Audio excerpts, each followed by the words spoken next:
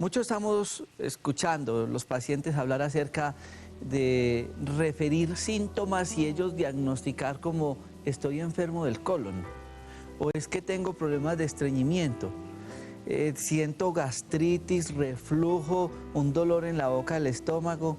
En algunos casos refieren un dolor debajo de la costilla a nivel del lado derecho. Hay pacientes que refieren dolores severos como en la ingle, especialmente en el lado derecho. Y muchas otras patologías, aún dolores a nivel lumbares, y la persona dice, no, es que estoy enfermo de los riñones. Obviamente uno entiende la situación y la angustia de la persona cuando no conoce realmente la anatomía. La finalidad este año con Conexión Vital también es que ustedes, además de que nos llamen y nos digan, mire, ¿qué hago? Que es que yo tengo un problema de flujo, de dolor en tal parte o algún síntoma, es que empecemos a conocer un poco más nuestro cuerpo humano para que entendamos realmente muchas de las patologías. Yo les decía ahora que íbamos a ir a la píldora de optimismo, que esto tenía mucho que ver con mucho de nuestra patología y de nuestra enfermedad. Y resulta que el colon dice que quien no llora con los ojos llora con el colon, con el intestino, porque hay una relación entre lo afectivo, entre lo emocional, con el funcionamiento de nuestro aparato digestivo. En días pasados hacíamos un programa con una psiquiatra y decía, bueno, ¿por qué cuando a mí me llaman para una entrevista o que me ganó una lotería o que se murió un fulano o cualquiera de estas noticias que son súbitas, ¿por qué la persona inmediatamente responde a nivel del intestino con ganas de orinar o con unos deseos de tener una deposición o aún le da diarrea súbitamente? ¿Qué relación hay entre lo afectivo, entre lo emocional, entre nuestros estados de ánimo con el funcionamiento de nuestro sistema digestivo? Hay otro gran problema, la gente cree que el sistema digestivo es lo que hay en el abdomen. Vamos a ver estas imágenes, que con estas imágenes de nuestra anatomía, nosotros vamos a poder identificar y entender muchos de los procesos patológicos y entender que realmente nuestro aparato digestivo inicia aún desde los ojos, desde el olfato. ¿Saben que muchas veces nosotros cuando vemos un limón se nos hace agua la boca? ¿Saben por qué se nos hace agua la boca? Porque hay una relación directa entre lo visual, el gusto, la memoria y con todo nuestro organismo. Si ustedes ven y siguen estas imágenes, el sistema digestivo inicia, digámoslo que desde la nariz, desde los ojos, y estamos viendo acá nuestro sistema digestivo. Vamos a ver, por ejemplo, que el olfato tiene que ver directamente con todas nuestras imágenes del gusto. Tiene que ver con eso que yo les digo, si yo tomo un limón, por ejemplo, si yo tengo un alimento que me gusta, inmediatamente a nivel del sistema gustativo, acá en la boca, nosotros vamos a empezar con nuestras glándulas salivales a secretar la saliva. Y cuando nosotros masticamos inadecuadamente es la primera causa de problemas de estreñimiento. Entonces, acá tenemos la lengua, están nuestras glándulas salivales y vemos nosotros, por ejemplo, cómo empieza con la masticación todo lo que tiene que ver con el sistema digestivo. El alimento llega y aquí nosotros tenemos la primer puerta. Esta primer puerta separa lo que es la tráquea, por donde nosotros respiramos, y en la parte de atrás el esófago. Cuando nosotros deglutimos, se cierra aquí una puertica, el alimento no se va para las vías respiratorias, sino que se va para el esófago y empieza a bajar. El esófago se mueve, tiene un movimiento peristáltico, él se mueve de tal manera que hace que el alimento baje. Si esta gráfica estuviera al revés y yo me comiera un pedazo de pan, el esófago también se mueve para que el alimento vaya llegando por el esófago y se encuentra con esta primer puerta, digamos, segunda puerta, que es el cardias. Este cardias, esta puertica que vemos acá, se cierra cuando el alimento llega al estómago. Es como si fuera una licuadora, aquí tuviéramos, digamos, una puerta y en el final del estómago nosotros tuviéramos la segunda puerta que se llama el píloro. Y en el estómago, cuando llega el alimento, ya combinado con la saliva, cuando hay una adecuada masticación, que es una de las fallas importantes en el estreñimiento, que no masticamos bien los alimentos, entonces no se trituran, no se impregnan bien de la saliva, que es una enzima que empieza a destruir el alimento para sacarle su nutrición. Ahí hay un error, pero si lo hacemos adecuadamente, el estómago recibe el alimento. Quiero hacer un paréntesis aquí con respecto al chicle. Cuando yo estoy masticando permanentemente chicle, le estoy diciendo a mi cerebro que estoy comiendo. El cerebro manda un estímulo por un nervio que se llama el vago hacia el estómago y produce jugo gástrico. Y ese jugo gástrico está preparándose para recibir un alimento que nunca va a llegar. Es el engaño del chicle. Puede quitar el hambre, sí, pero esos jugos gástricos en un estómago vacío pueden empeorar una gastritis o un reflujo. Cuando falla esta puertica acá, que se llama el cardias, y como mucho alimento, se distiende el estómago, el alimento se me devuelve y es lo que yo llamo un reflujo gastroesofágico. ¿Cuál es el problema? Que el ácido que hay acá en el estómago quema el esófago. Y si esa quemadura dura muchos años, las células del esófago se dañan y se pueden volver células cancerígenas y aparecer un cáncer en el esófago. Ahora bien, pueden aparecer muchas lesiones a nivel del estómago. Cuando ustedes han visto los programas de endoscopia, es introducir una manguera por el esófago y en el estómago vamos a ver las diferentes lesiones que se pueden presentar, gastritis y demás patologías. Ahora, ya en el estómago, con el alimento, ustedes ven acá encima el hígado. Y esta bolsita que ven acá es la vesícula biliar. Por este tubito que se llama colédoco, cuando yo como un alimento que tenga grasa, sale líquido y también por este otro conducto que es del páncreas, que es lo que vemos acá debajo, el páncreas produce unas sustancias y la vesícula y el hígado, o el hígado las produce, las almacena en la vesícula y las tira a esta primera parte del intestino que se llama el duodeno.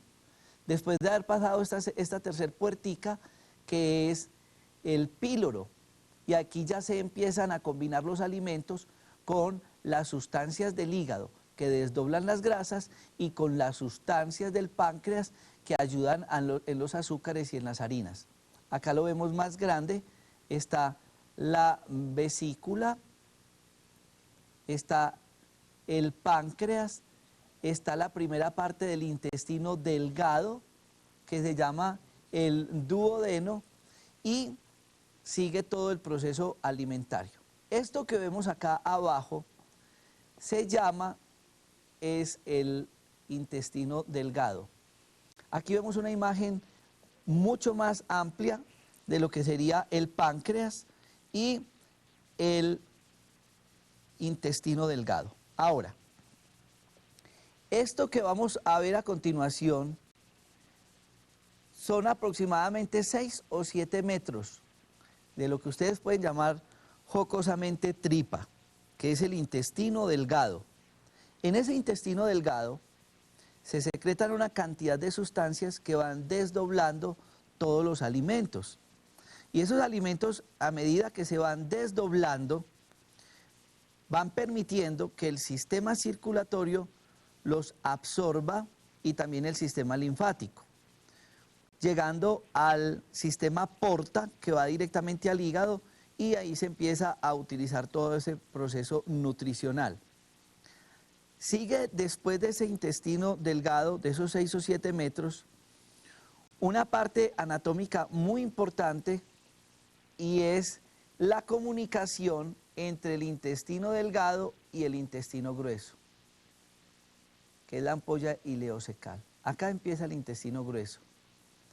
Y esta tripita que ven acá es el apéndice. El apéndice es un sistema linfático, es un sistema de defensas, que cuando hay procesos infecciosos se inflama y se retira. Iniciándose acá el intestino grueso que mide 1,5 metros, tenemos una primera parte que es la ascendente, tenemos esta otra parte que es la transversal y tenemos la parte descendente. Sigue el recto, el colon sigmoide, el recto y el ano. Esto sería la anatomía del intestino grueso. Acá lo que quieren mostrar es que se ha quitado, digamos, una parte importante de tejido para que ustedes vean cómo es en su interior, y lo mismo sucede en esta otra parte del intestino grueso. Ahora bien, cuando ustedes dicen que sufren de el colon, uno puede sufrir, claro, y muchas patologías del colon están relacionadas con la parte alimentaria. Y ustedes dirán, ¿qué hace?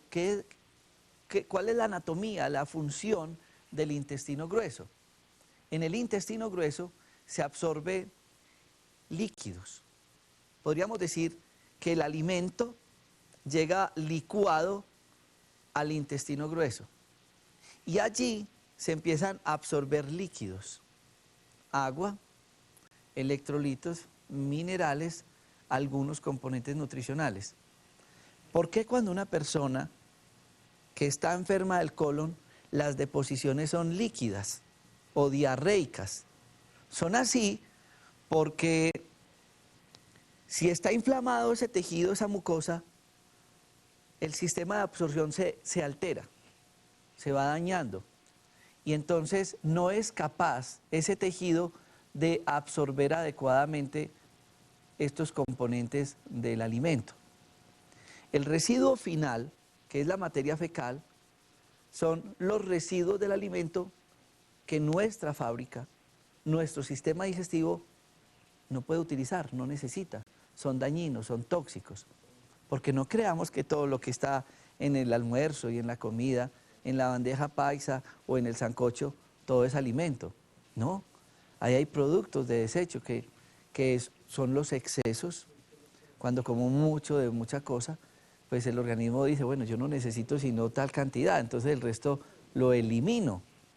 O hay malas combinaciones de alimentos que impiden que unas cosas se absorban con las otras y se convierten perdón, en materia fecal y se eliminan. Eso es muy importante. Ahora, puede existir personas que, vamos a ver una gráfica donde vemos arterias y vemos nervios que están redondeados, que están cubriendo ese sistema digestivo. Ese sistema nervioso nos da una información que llega por la columna vertebral hasta la corteza cerebral y nos dice, por ejemplo, si tenemos deseos de ir al baño a tener una deposición o si no lo tenemos. En esta imagen que vamos a ver a continuación, nosotros vemos ahí una serie de líneas azules, y estas lo que hacen es lo siguiente. Tenemos el sistema vascular, y ese sistema vascular absorbe todo este componente, digamos, nutricional que se va absorbiendo. Si nosotros vemos esta gráfica, vamos a poder entender la importancia de los enemas, que son fundamentales para mejorar nuestro sistema digestivo. Aquí tenemos el recto, el colon sigmoides. Cuando hacemos una rectosigmoidoscopia, se introduce una manguera por acá y ella va entrando y va haciendo un recorrido por todo el intestino para mirar si hay patologías como los divertículos, en esta parte final del recto como las hemorroides, o si hay un cáncer, muchas patologías.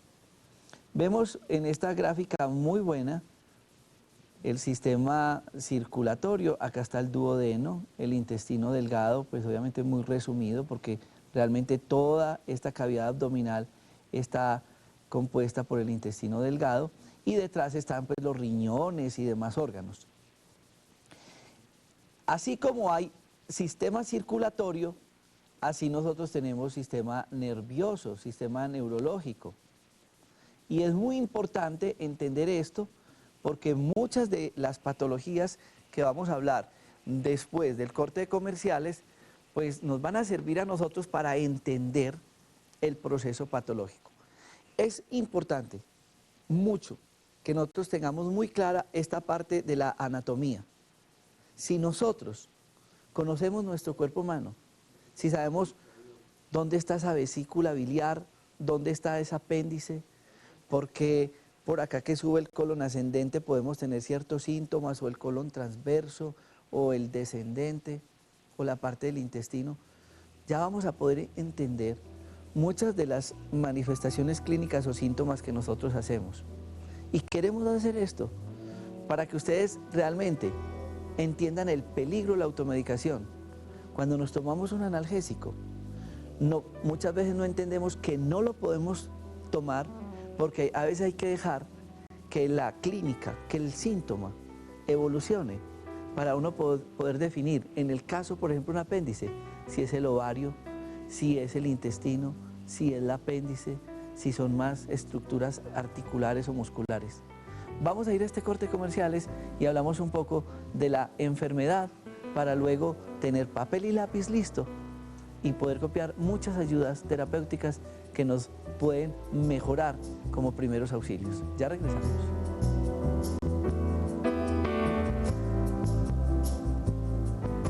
Vamos a pasar entonces en ese recuento de las enfermedades frecuentes y vamos a ver las imágenes del reflujo gastroesofágico y unas recomendaciones que nos pueden servir. El problema del reflujo es que en ese espacio llamado estómago le estamos dando o llevando más alimento del que podría caber. Y como muchos nos vamos a hacer, o muchas personas van a hacer la siesta, la posición inadecuada permite que por gravedad se devuelva el alimento y la presión sea mayor hacia la parte superior, siendo más corto el esófago que el intestino delgado que mide 7 metros, se devuelve el alimento.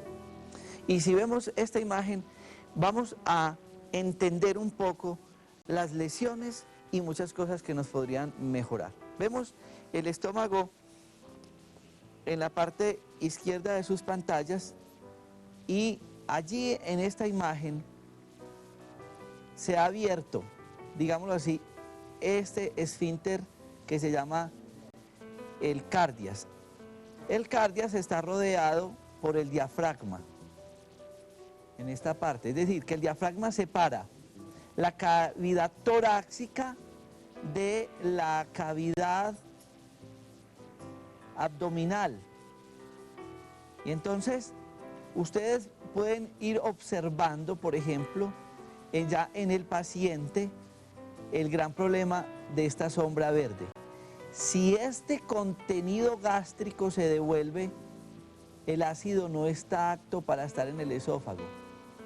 Puede subir hacia las vías respiratorias altas y ahí entienden ustedes por qué muchos niños vomitadorcitos tienen problemas de otitis, porque la garganta se comunica con el oído, con las trompas de Eustaquio, y puede tener problemas de amígdalas, de adenoides y de las vías respiratorias. Se afecta todo esto, la persona al otro día amanece disfónica y amanece con una gran cantidad de problemas en las vías respiratorias altas por el mismo reflujo.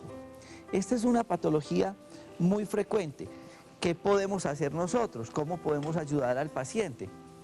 Lo primero, si el paciente tiene la sensación del reflujo, disminuya la cantidad de alimento. Entonces, en vez de comer 3 grandes comidas al día, va a tomar 6 pequeñas comidas al día. Entonces, desayuno, media mañana, almuerzo, el algo, la comida y de pronto una merienda. Así el estómago no va a tener esa distensión, no se va a abrir ese esfínter que es el cardias y no se va a devolver el alimento. Hay algunas cosas que pueden ayudar.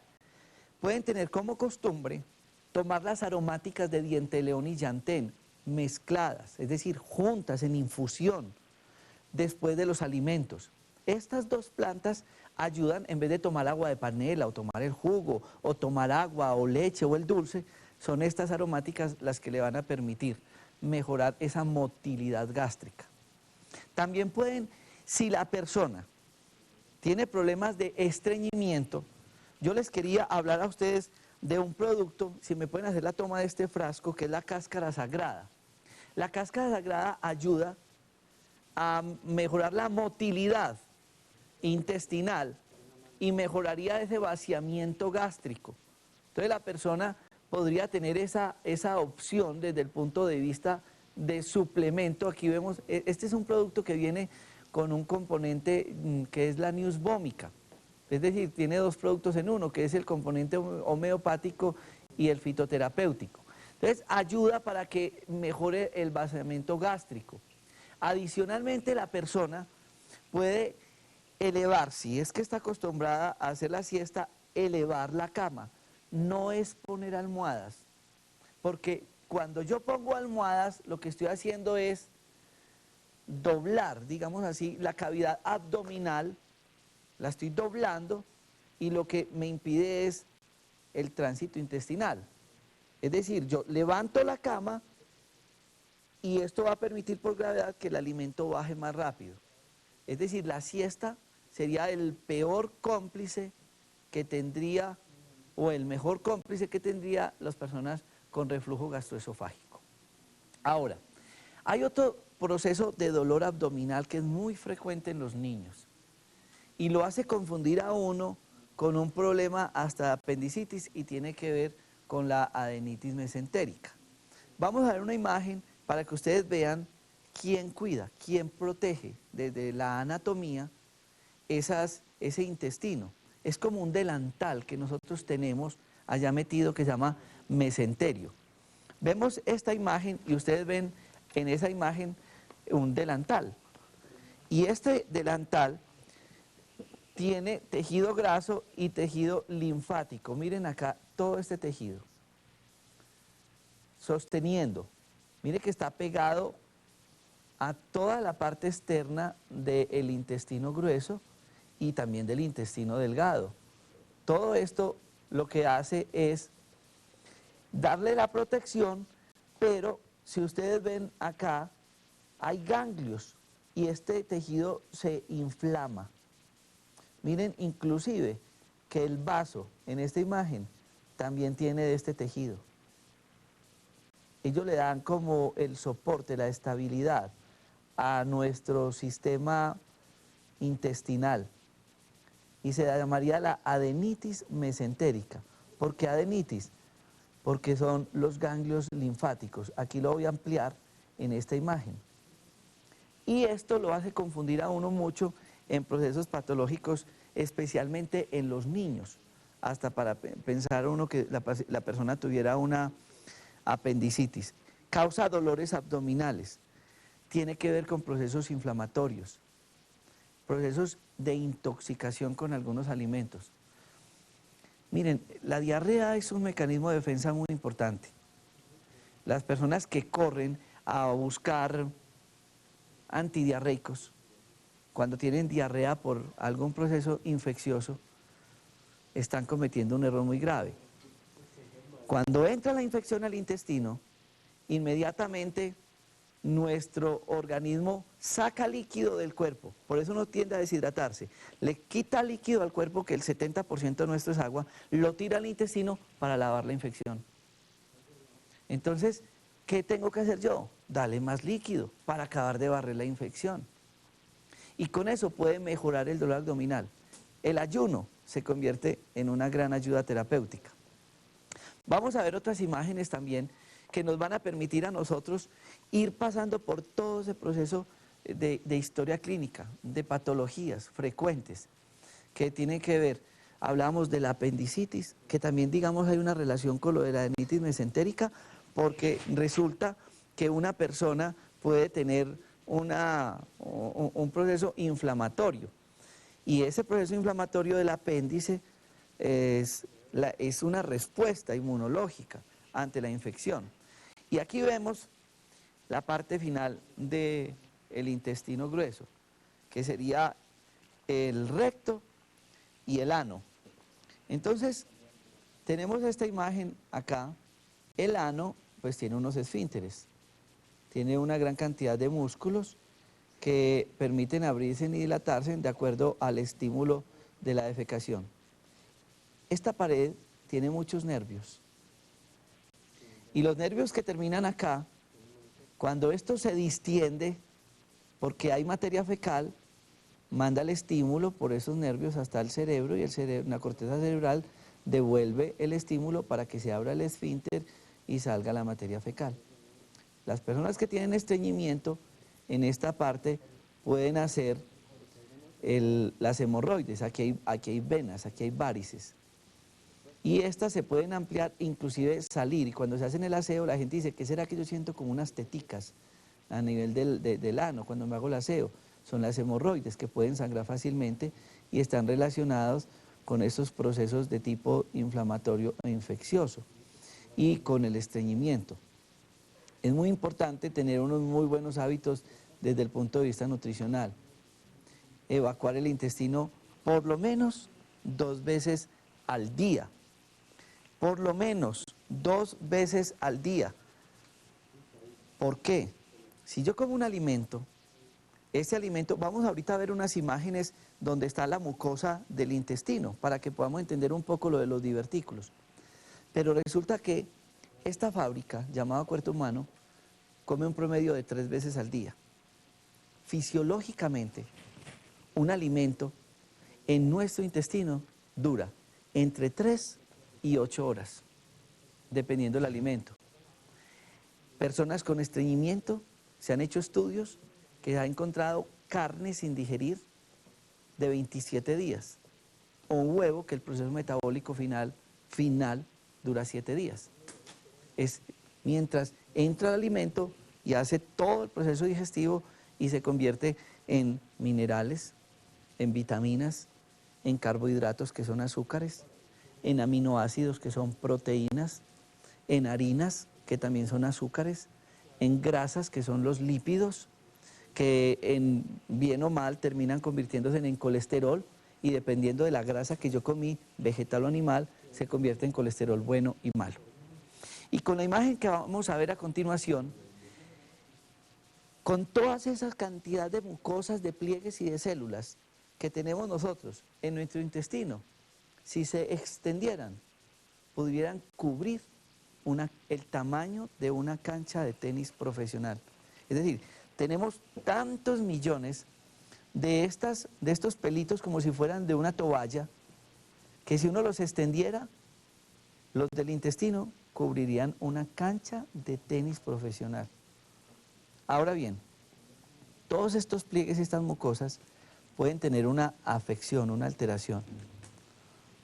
Y de acá salir un proceso patológico que son los divertículos, que son como decir estos pelitos pero mucho más grandes. Se convierten como en unas teticas o en unas tumefacciones que tienen un problema. Esto que se llama acá se llama pedículo, que es de donde se nutre y se puede torcer o romper. Muchas personas han tenido esta patología. El problema es que si esto se rompe ya está inflamado y puede romper esto que es el músculo. Entonces aquí tenemos, por ejemplo, lo de afuera, que es una túnica cerosa. Después nosotros tenemos una capa de fibras musculares. Tenemos adicionalmente una capa de fibras musculares circulares y tenemos el paquete vasculonervioso. Entonces está el nervio, la arteria, la vena y tenemos todo el sistema vascular que son los que nos permiten absorber los nutrientes. Si esto se llega a romper, la materia fecal que está aquí adentro se va para afuera y todo esto se convertiría en una patología muy grave llamada una peritonitis, que termina en la muerte de muchos pacientes. A grosso modo, esto es un recuento de todos los procesos patológicos. Vamos a ir a este corte de comerciales, papel y lápiz en mano, para que tengan una serie de ayudas, de complementos, desde el punto de vista nutricional, de lo que tanto insisto en el libro, Cómo hacer de la cocina una farmacia, que a propósito ya está nuevamente con el CD en todas partes, con el libro de las 100 enfermedades más frecuentes, y ustedes encontrar muchas más fórmulas para mejorar, prevenir y proteger nuestro sistema digestivo y nuestro intestino. Ya regresamos.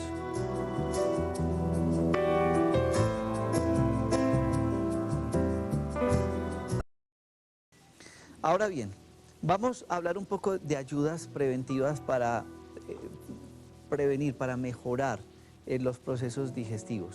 Fórmula número 1. Ustedes pueden mantener en sus hogares la linaza, preferiblemente molida.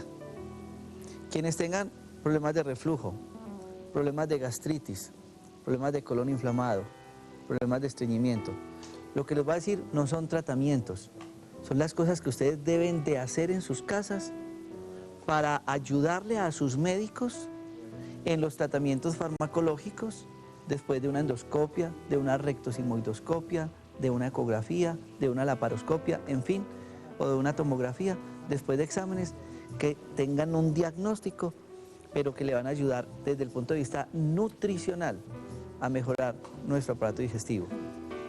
1 o 2 cucharadas de linaza molida. Se ponen a remojar en un vaso o en una taza con agua caliente. Al día siguiente, después de remojarlo toda la noche y ya frío, obviamente, se licúa con cristal de penca de sábila y con un trozo de papaya, o pueden utilizar kiwi, o pueden utilizar frutas que tengan alto contenido en agua, melón y demás, pero lo ideal sería en este caso la papaya. Ese sería para tomarlo como desayuno o en ayunas, un gran alimento. Después de eso, si la persona quiere tomarse su alimento desayuno, siquiera media o 1 hora después, le va a servir. Recuerden que el chocolate no lo pueden combinar con leche porque el chocolate tiene grasa vegetal, la leche grasa animal, no se deben de combinar. El queso y el huevo no se deben de combinar. El jugo de naranja con zanahoria da unas gastritis severas, no se pueden combinar un vegetal con una fruta. Lo mismo quienes preparan las ensaladas de piña con lechuga y con zanahoria y con más cosas, esto no se puede hacer. En el desayuno sería ideal hacer esto. Quienes no lo quieran hacer, lo pueden hacer con trigo. También se puede poner a remojar el trigo, ojalá molido, y al día siguiente con papaya en tronquitos le va a ayudar. Si la persona tiene problemas de dolores como artritis, artrosis, fibromialgias, lo pueden hacer con fresa, miel, polen y la linaza o el otro grano que sea el trigo o el que hayan escogido. Esto sería una gran ayuda. Si no tuvieron la oportunidad de ponerlo a remojar la noche anterior, van a preparar un jugo de mandarina y a ese jugo de mandarina le van a agregar 2 cucharadas de avena, le van a agregar papaya en trocitos y le van a agregar manzana rallada. Max Bircher, en un libro muy interesante que habla sobre nutrición, hace unos estudios y unas referencias muy importantes acerca de la manzana. Inclusive consumir una manzana todas las noches, sin la cáscara, bien masticada, preferiblemente roja, les va a ayudar también para este tipo de problemas. Hablábamos ahora de las infusiones de dientelón y llantén. Y hay algo muy bueno para las personas con gastritis y con problemas de reflujo. Ustedes pueden preparar una infusión de flores de caléndula. La infusión es hervir el agua, apagar el fogón, agregarle las flores de caléndula, no las hojas, porque las hojas de caléndula no sirven, tienen que ser las flores donde está el principio activo, se tapa, se hace la infusión, se deja reposar y cuando ya esté tibia o fría, se licúa con un trozo de banano verde y con perejil. Este jugo, Alemania está haciendo un estudio muy interesante, obviamente lo irán a sacar en un jarabe o en unas tabletas, como hicieron cuando cogieron la papaya, sacaron la papaína en un medicamento que se llama Ovencin y lo venden en todo el mundo a un alto costo y no es nada más que papaya. Este preparado es excelente. También pueden utilizar las personas con problemas de gastritis, que tengan problemas de obesidad, tomar el jugo de hojas de col sin la avena, porque la hoja de col, además que ayuda a bajar de peso, mejora la gastritis. ¿Por qué sin la avena? Porque la avena del centro le da un sabor amargo, entonces se retira. A los jugos que van a preparar en el día le van a agregar el cristal de penca de sábila. La gente cree que el cristal de penca de sábila es amargo. A quienes les sepa amargo el jugo de sábila fue que la prepararon mal. Se coge la sábila, las hojas de abajo, la sábila debe tener más de 3 años de estar sembrada para que ella tenga su principio activo. Con el filo del cuchillo se le quitan las espinas de los lados, con el lomo del cuchillo se retiran las 2 tapas y ahí queda el filete, se lava muy bien, hay que retirar esa baba porque esa baba tiene una cosa amarilla que se llama lantoína, que es muy tóxica y le da el sabor amargo. Entonces la van a pelar, la van a lavar muy bien y ya ese filete lo van a guardar en un recipiente de vidrio de plástico y lo van partiendo en trocitos para agregarle a los jugos, excelente para prevenir los problemas gástricos. También es muy importante que las personas estén utilizando, si son con gastritis y de bajo peso, les va a servir más como complemento el jugo de papa cruda con la cáscara. De la papa, los estudios muestran que tiene unas sustancias muy similares a componentes que tienen el omeprazol y la ranitidina, que son antiácidos. Hay un producto que utilizo muchísimo en los pacientes y lo hemos combinado con el EPAR, que tiene que ver con el hígado y se llama alcachofa. Si me pueden hacer la toma de este producto, que ojalá muchas personas preventivamente lo utilizaran. La alcachofa es un producto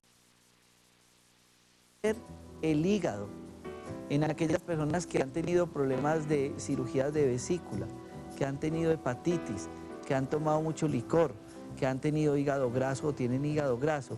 La alcachofa, que se combina con un producto que se llama EPAR, ayuda a prevenir y se toma antes de los alimentos, una cápsula antes de los alimentos y la persona va a tener un proceso, digamos, metabólico y digestivo mucho mejor liviano que las personas que no lo hagan.